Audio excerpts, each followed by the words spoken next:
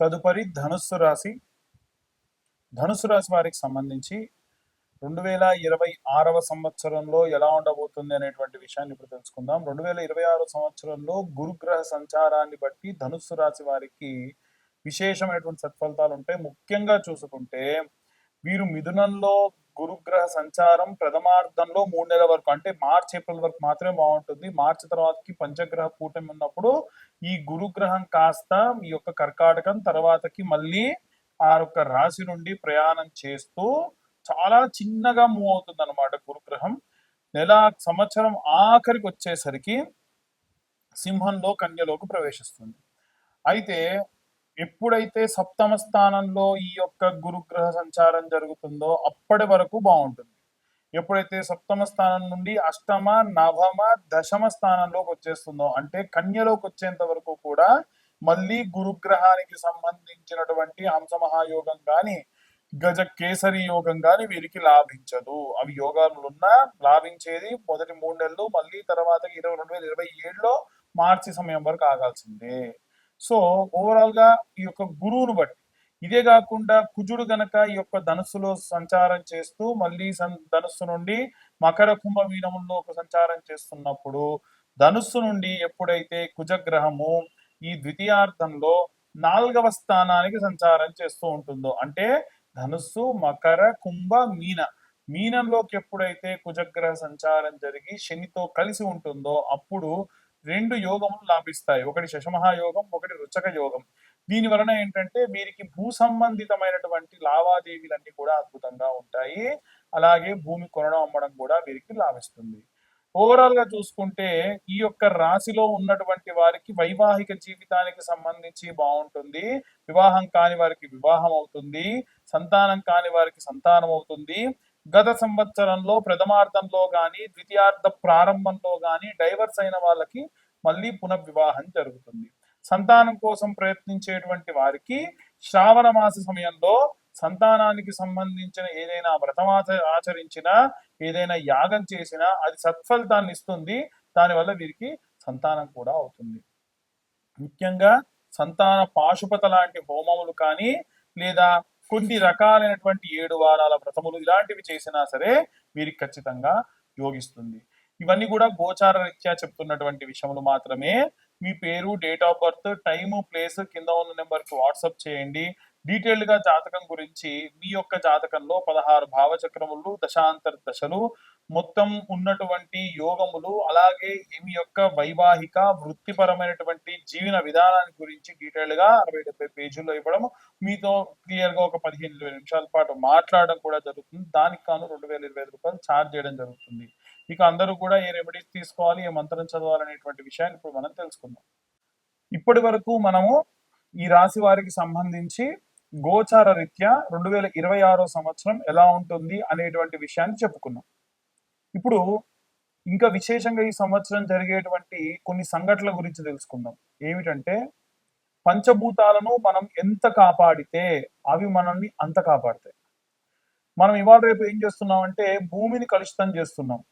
Reverse boring system తోని కలుషితమైనటువంటి chemical water అంతా కూడా ఎక్కడో దూరంగా ఊరికి అవతల పడేసేది, ఊరంతా పెరిగిపోతుందని భూమిలో మళ్ళీ వేస్తున్నాం. దానివల్ల కింద అండర్ గ్రౌండ్ లో ఉన్నటువంటి నీరంతా కలుషితం అయిపోతుంది. ఇలాంటి వాటిని ఎట్టి పరిస్థితుల్లో అరికట్టాలి. రెండవది, వచ్చేటువంటి నీటిని మనం ఇంకుడు గుంతలతోని సేవ్ చేసుకోవాలి. మనం చేసుకోవట్లా. ఇవాళ రేపు ఏమైపోయిందనంటే, మనం హోటల్స్ కి వెళ్ళిపోయినాము, ఏదన్నా ఒకటి తింటున్నారు, బాగా అబ్జర్వ్ చేస్తూ ఉంటాం. ఇంత ఏదో సాస్ వేసుకొని వాళ్ళు తిన్నారు అని అంటే మళ్ళీ ప్లేట్ తీసేయాలి, ఇంకో ప్లేట్ తేవాలి. నువ్వు తిన్న ప్లేటేగా, తుడుచుకో. కాకపోతే దాంట్లో మళ్ళీ నువ్వు తినేదానికి నీకు నచ్చదు. దానికోసం ఏం చేయాలి, వాడి నీళ్ళు వేస్ట్ చేయాలి. అదే నీళ్లు నువ్వు సృష్టించు. ఆవిరి త్రూ మనం ఒక వాటర్ బాటిల్ కావాలంటే 6 రోజులు పడుతుంది ఒక బాటిల్ వాటర్ కి. మరి ఎంత నీరు మనం వేస్ట్ చేస్తున్నాం? ముందు తరాల వారికి ఏంటి పరిస్థితి? కాబట్టి ఆలోచించాలి. అగ్నితో కూడా చాలా మంది విపరీతమైనటువంటి చేస్తారు. బండి మీద పోతూ పోతూ స్టాండ్ కిందికి వేస్తే నిప్పు రవ్వలు వస్తాయంట. దానికోసం వాళ్ళు విపరీతమైనటువంటి డ్రైవింగ్, ఈ పెట్రోల్ పోసి బర్త్డే రోజుల్లో స్నోలు కొట్టుడు, ఆ ఫైర్ దాని మీద. ఎటు పోతున్నాం మనం? మనం ప్రమాదానికి ఎదురెళ్లాల్సిన అవసరం ఏటికి ఎదురీదినట్టు. అలాగే వాయు కలుషితం కూడా చేస్తున్నాం. బండి బాగా లేదు, బండి బోరుకొచ్చింది, బండిలో ఇంజిన్ ఆయిల్ లేదనుకోండి, అట్లాగే తోలుతాం. పొగరాని వెనకాలోడితో బాధ నాకేంది అని. అది వాతావరణం ఎంత కలుషితం అవుతుంది. సో మనం ప్రకృతిని ఏం చేస్తున్నాం? విపరీతం చేస్తున్నాం.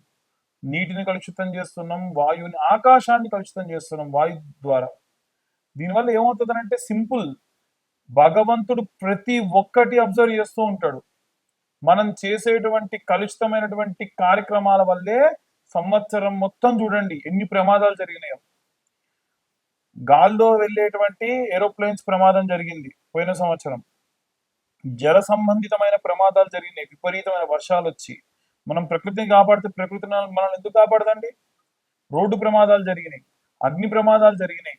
ఆ నీటిలో ప్రయాణం చేస్తూ ఉండగా ఒక బ్యాచ్ కొట్టుకుపోయింది. సో దయచేసి ప్రకృతిని కాపాడదాం. మనం చేసేటువంటి పెద్ద రెమెడీ ఏంటంటే, మనం నిత్యం మన చుట్టూ అబ్జర్వ్ చేస్తూ, మనం ప్రకృతిలో ఏం వేస్ట్ అవుతున్నాయి, ఏం వేస్ట్ అవ్వట్లేదు, వాటిని మనం కాపాడే దిశగా వెళ్తే భగవంతుడు మనల్ని కాపాడతాడు. మనం చేసే ప్రతి పని భగవంతుడు రికార్డ్ చేస్తూ ఉంటాడు. మనకి ఏదన్నా ఇవ్వాలి అంటే మన రికార్డ్ ఓపెన్ చేస్తాడు. ఆహా, వీలైనంత వరకు వీడు ధర్మాన్ని పాటించాడ్రా అని. మనకు చేసేటువంటి కార్యక్రమాల్లో 10 ఇవ్వాల్సి ఉంటే 100 ఇస్తాడు, అది మంచి అయినా చెడైనా. కాబట్టి జాగ్రత్తగా ప్లాన్ చేసుకోండి. ఇక ముఖ్యంగా ఈ సంవత్సరం మనం ఏ దేవుళ్ళని పూజించాలి అనంటే, మేధా దక్షిణామూర్తిని విద్యార్థులందరూ కూడా సేవించండి, పూజించండి.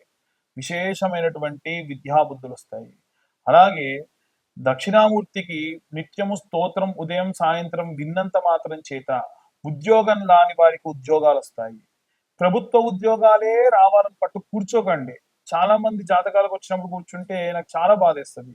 35-40 సంవత్సరాల వయసు వచ్చిందండి, గ్రూప్స్ కోసం ప్రిపేర్ అవుతున్న వాళ్ళు ప్రిపేర్ అవ్వాలి, తప్పులేదు. కానీ నీ కుటుంబానికి నువ్వు వివాహం చేసుకోవాలి అని అంటే అర్హత కోల్పోతున్నారు కదా పాపం. ఇదే కాదు, ఇంకా చాలా మంది ఉన్నారు.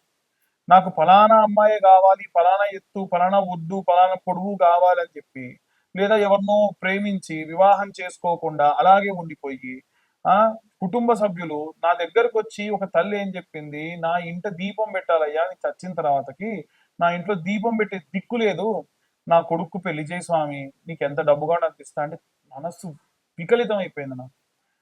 అంటే ఎంత దారుణమైన పరిస్థితికి పిల్లలు తల్లిదండ్రులను తీసుకెళ్తున్నారంటే, వాడు ఏమీ చేయగల, ఏ చెడ్డ అలవాట్లు ఉంటే పరిస్థితి లేదు. వివాహం చేసుకోవాలి కదా సమయానికి, అవి చేసుకోవట్లా.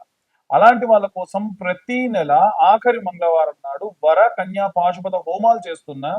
కేవలం నేను హోమాలు మాత్రమే చేసి వాళ్ళని పంపించట్లా.